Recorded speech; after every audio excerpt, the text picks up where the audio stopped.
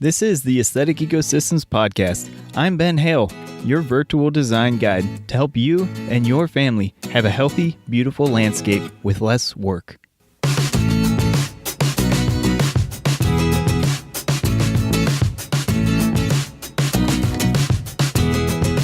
What's up, and welcome to episode 3 of the Aesthetic Ecosystems Podcast. Today we're going to be continuing part 2 of episode 2, what makes a low maintenance yard. So we're going to talk about some more things that you can do in your landscape, your yard, that can save you time and energy so you can have more time to do the things you love. In episode 2, we talked about several things we can do to make a low maintenance yard. The first thing and most important, which we also talked about in more depth in episode 1, was your mindset, that your life is more important than your yard. While this may seem funny to point out, I think a lot of times we have this flipped where we prioritize our maintenance chores over the things that are more important in our lives. So the very first and most important thing is this mindset piece, and that's why I've continued to talk about it, even though you may have heard about it already. And again, like I said in episode 2, if you haven't gone back and heard episode 1 in this mindset piece, I strongly encourage you to go and do that, because this piece is very important, although it might seem obvious when we talk about it. The other thing we talked about was healthy plants. Having a healthy plant makes a happy plant, makes an easy plant to take care of. In addition, healthy soil. Healthy soil provides the foundation for healthy plants. The right plant in the right place makes a huge difference. Perennials versus annuals in your garden, and followed up by grouped plantings versus isolation of each plant as individual specimens. So that kind of wraps up a summary of what episode 2 was about. If you didn't hear it, I encourage you to go back and check it out for more details. And we'll get into some more cool stuff today that we can talk about to make your yard more low maintenance and more beautiful at the same time. The first one we're going to talk about is low resource plants. What I mean by low resource plants are plants that don't require a lot of inputs. There are certain plants that require a lot of fertility or a lot of effort to maintain. They might require a certain condition that you don't have present in your landscape already. So for example, we actually have this is a mistake I made in our landscape. We have some blueberry bushes in our front yard because I love blueberries. The plant itself actually is a very attractive plant. Our base soil is alkaline or high pH or basic. Those all mean the same thing for you non-science nerds. And blueberries require acidic soil conditions. I planted them where we used to have some yew bushes, and generally speaking, pines and evergreens, they acidify soil. So I thought, well, if I pull these evergreen bushes out and replace them with some black or blueberry bushes, they actually might thrive in this soil. Well, as it turns out, because our base soil is highly alkaline, the soil has begun to revert to its alkaline conditions, and these plants have struggled in that space. So in order to keep these plants to thrive, I need to go and maintain the soil pH to allow them to grow properly. So by low resource plants, not only having the right plant in the right place, but plants that don't require inputs of fertility or other conditions. A lot of times a plant may require a lot of fertilizing to continue its growth year after year at the extent you want, or to continue blooming the level of flowers you want on them, or whatever. Some examples of low resource plants are most commonly the ones that grow in horrible conditions. A lot of times these are weeds, unfortunately, but there are some very beautiful plants that can grow in minimal resources. And most often when I think of low resource plants, I think about plants that are native to the North American prairie. While the prairie itself can be a very fertile ecosystem, a lot of those plants can thrive in poor conditions to establish themselves and to begin growing.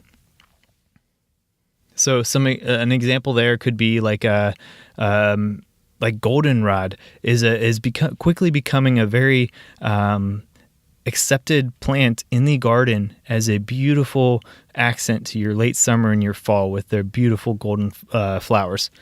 That's a great example of a low resource plant. It doesn't require a whole lot. It can maintain itself, take care of itself on its own, and it will provide you with beauty at the right time. Next, we're going to talk about full coverage. So this is kind of plays together with what we talked about with group plantings previously, but full coverage goes beyond that and saying, if you think about most people's garden beds, you see a plant here, a clump of plants there, and in between there's a lot of space. And the more you can crowd that space without overcrowding it and making your plants struggle, the tighter you can put your plants, the less space you give opportunity for plants that you don't want, such as your typical weed plants. So if you don't want dandelions growing in your garden, one great way to do that is prevent this space from being even opened in the first place. So if you provide an open, available space, odds are eventually something's going to grow there that you probably don't want. So by covering your space more completely, you prevent unwanted growth of other things.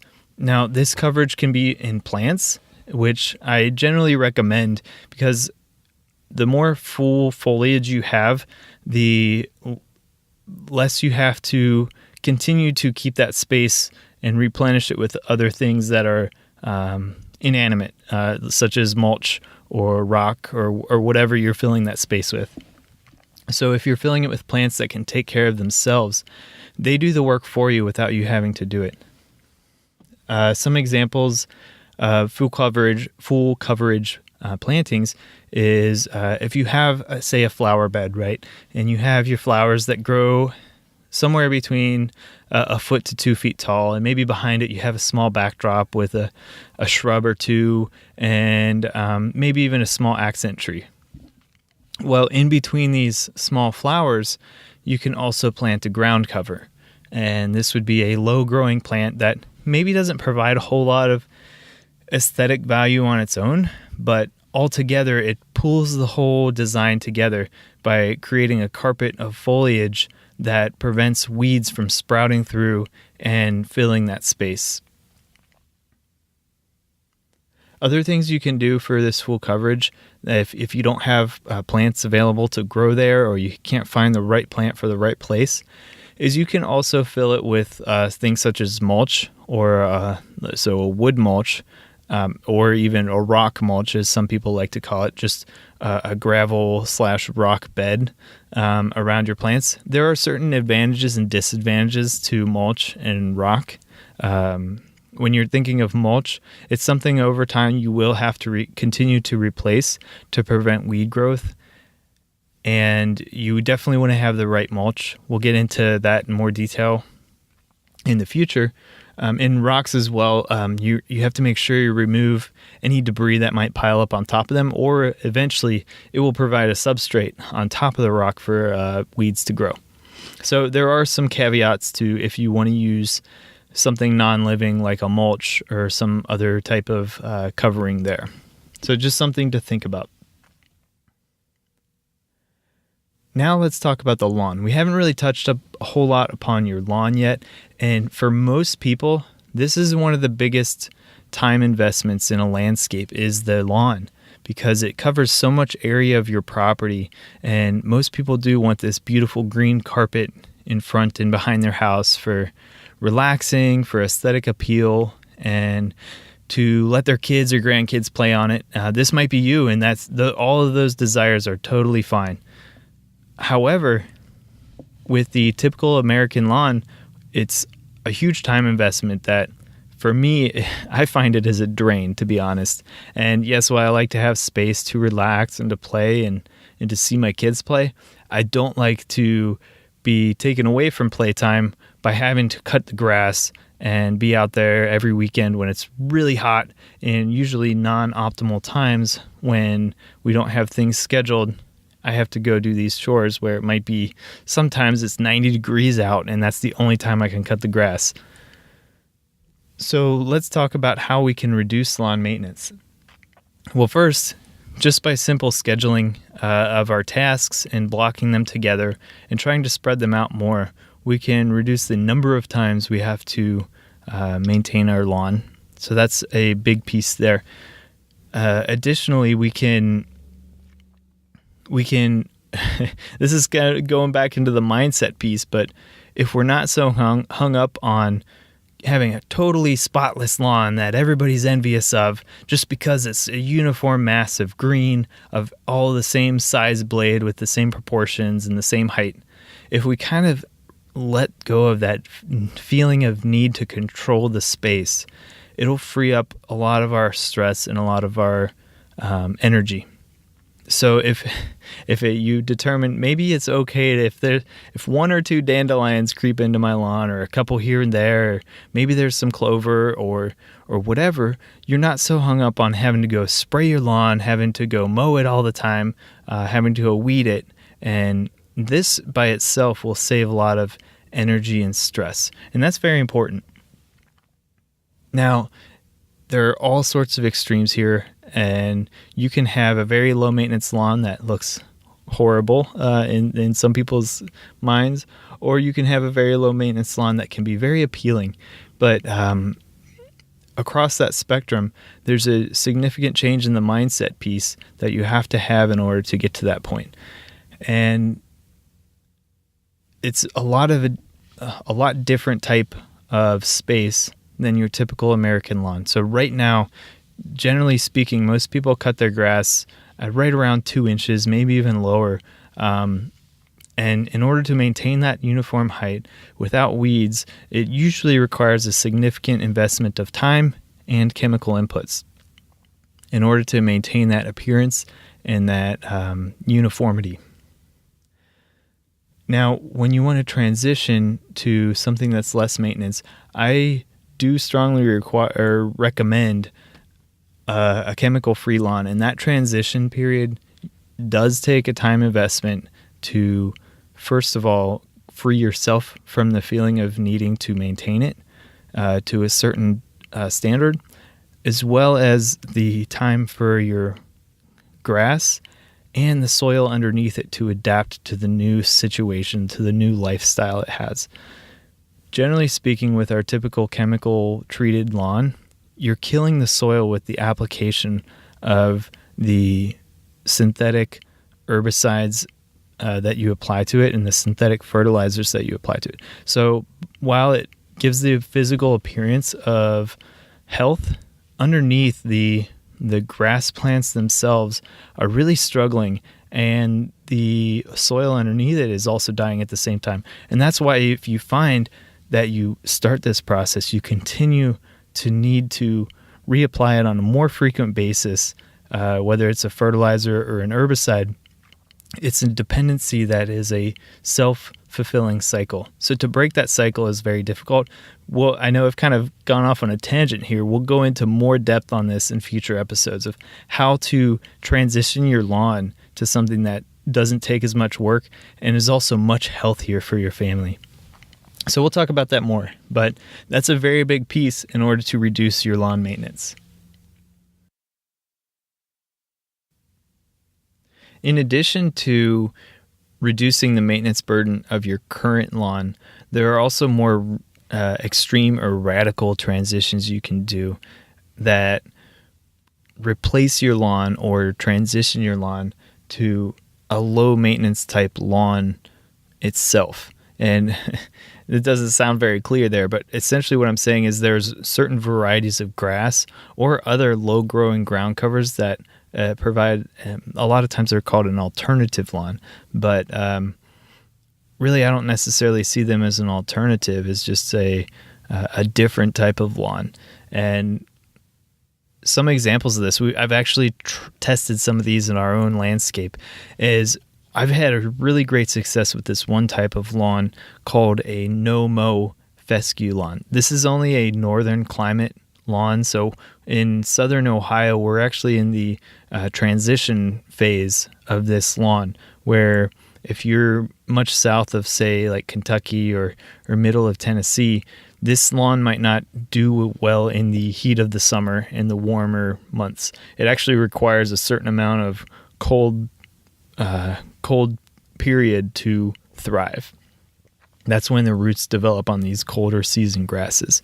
So this Nommo Fescue, it actually is it's a mix of varieties of different fine fescues that can grow these very thin blades, and they still grow about almost 8 to 12 inches, but as they grow, their blades aren't strong enough to support themselves, so it kind of flops over and gives this, it's kind of like a little bit of a shaggy appearance, but it's actually really appealing look with like a rolling carpet of a lawn. And there's a lot of nuances that go into establishing certain different varieties of grass, even just your conventional lawn.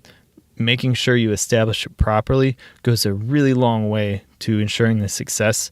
And this goes just as same with this Nommo lawn. And there are other examples as well, but this is one that I've specifically experimented with success.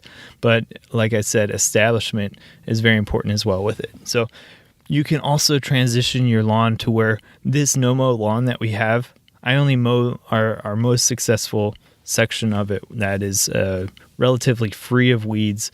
I don't irrigate it. I don't water I don't irrigate it. I don't water it, and I don't fertilize it. And I only mow it when it goes to seed in about mid-June. I'll mow it then, and I might mow it toward the end of fall, just before leaf drop, and so I can pick up the leaves. And that's about it. It's really, truly a no/low maintenance lawn, and it's great. So I think we've done a pretty good bit on the lawns. There's a lot that goes into lawn maintenance and how we can reduce work there. But that's all we're going to touch on now for the sake of time. And let's move on to the next piece, which is good quality transitions. If you think about your landscape, there are several transitions that occur between one type of space to another. So this could be a transition between your driveway to your lawn or walkway to your lawn. It could be a transition between a lawn and a garden bed, or different types of space like that. The area around a tree versus the rest of your garden, or area around a tree versus your lawn. So each of these transitions between different types of space requires some sort of border or barrier to prevent unwanted growth of certain things. Or at the same time, these transition can also prevent the growth of unwanted things such as weeds. So if you don't have the right type of transition, a good durable transition, then you will get ongoing maintenance necessary or unwanted growth of unwanted plants. Some examples of good transitions, the mind immediately goes toward borders, right? So these border pieces, edging that you can put in to mark the barrier between, say, a lawn and a garden. And those things, as long as you put in a durable border, these things can be very effective at preventing unwanted growth of different plants. So things to think about when you're looking at a transition space: how do you prevent the extended growth of certain things, whether it's a garden plant that you have that might expand into your lawn? You would want to prevent that. Or alternatively, providing an unwanted plant space to grow. We're going to finish up with a maintenance plan. So a low maintenance yard requires a low maintenance plan. That's the simple piece here. So a lot of time, if you consider your maintenance regime for your yard, most people, they have a flurry of activity in the spring followed by a summer maintenance routine, and you might have a certain project or two that you're building. Projects are great. That's how you transition a yard and grow beauty in your yard is through projects. So we're not going to talk about the project piece here, but specifically the ongoing maintenance part. So aside from projects in summer, you also have your summer maintenance routine. A lot of times this is mowing, weeding, spraying. Sometimes there's fertilizing going on. And then followed up by your fall activity again, which is a lot of times there's a fertilization routine for your lawn and your garden. getting ready for the dormancy of a cooler season in northern climates and moving into winter or a dormant season of the colder seasons. During this whole year-long maintenance regime, most people have quite a bit of activity that they're doing in their yard that they don't necessarily want to be doing, but they want the beauty that comes out of this maintenance plan. So if we transition to just overall focusing on reducing maintenance, that focus in itself will help release some of the burden that you put on yourself to maintain your yard. So by just letting things get out of control just a little bit more in between your maintenance program, or spending a little more time in between mowings, really can go a long way to stretching out some of this maintenance regime that you might have and free up more time and space in your lifestyle. So aside from complete redesign or incremental redesign of your space, there are just typical mindset things you can do to change your lifestyle around your yard. So for me, with our yard, I actually put a priority over our yard with our family. And this means when I get home from work during the summer, a lot of times when I'm planning to mow the lawn or take care of some overgrowing weeds in the garden, instead what I'll do is sometimes I'll push off those plans in order to go to the park with my kids or go take them for a hike. If it's a beautiful day, why waste such a beautiful day doing chores when you could be spending it with your family? So to the chagrin of my neighbors sometimes, I put off maintenance plans, and everybody's the better for it really at the end of the day, because by waiting just a few more days to cut the grass or to pull some weeds, it doesn't really matter. It actually frees up your time and your energy and your stress. And then in the low points of activity, or when things aren't as great, it might be a cloudy day or whatever, you can go out and you mow the grass, take care of things. Or when you're feeling low energy and maybe a little bored, it can be something you do to get up and get moving. So just this change, it kind of goes back to the first point, change in mindset. With this change in mindset and seeing how it affects your maintenance plan, you can really free up some of your time and, more importantly, your energy and a reduced stress level that can make a big difference in your life. So that's all I've got as far as what makes a low maintenance yard. That covers a lot of points. There are a lot of nuances that can go in here. We could talk about other things we could do.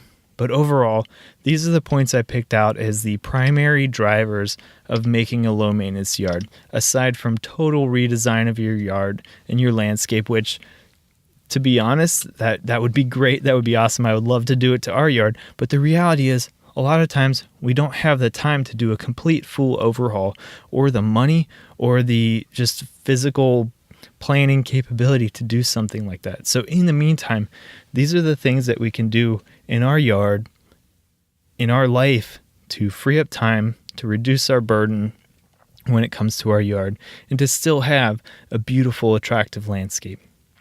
So to kind of recap some of these things we've talked about, we started off by talking about the right mindset.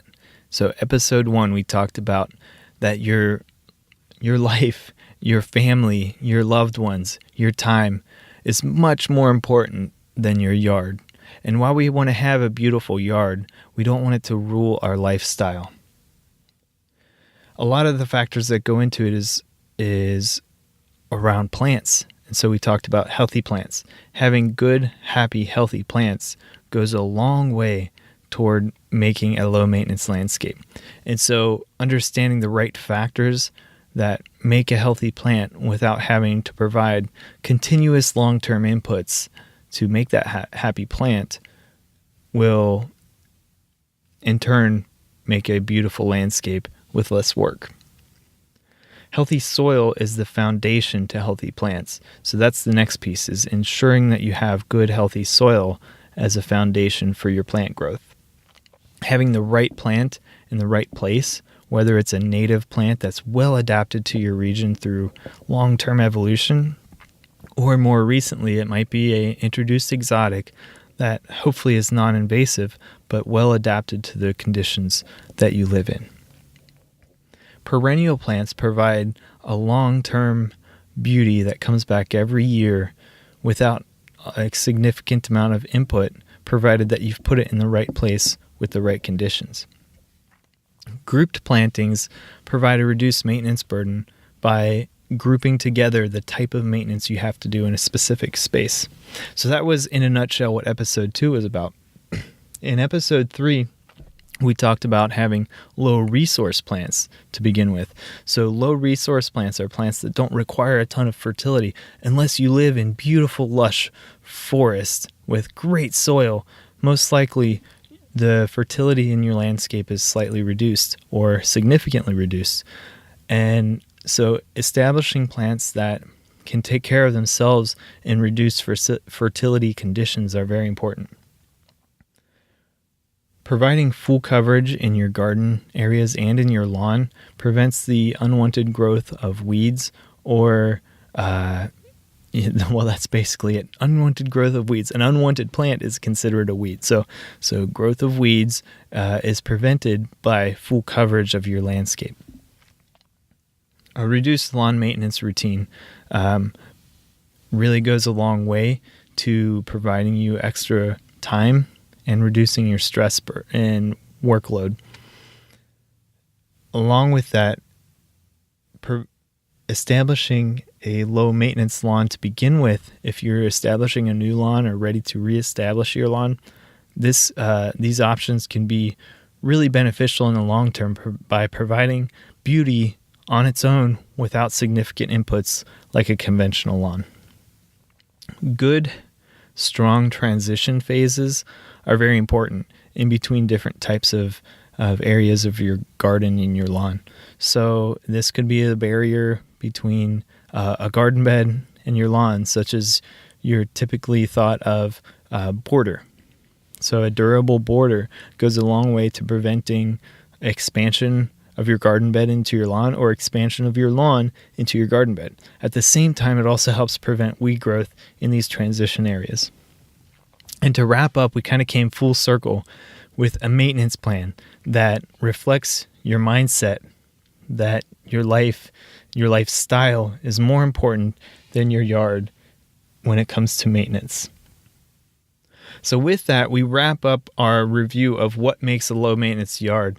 And I really hope these ideas kind of spur some new thinking for you of how you can transform your life through your landscape. So I'd love to hear from you what you're planning on doing with your yard, as well as I would love to hear you subscribing to the podcast to listen to new episodes and to leave a review in iTunes or your favorite format to listen to this show.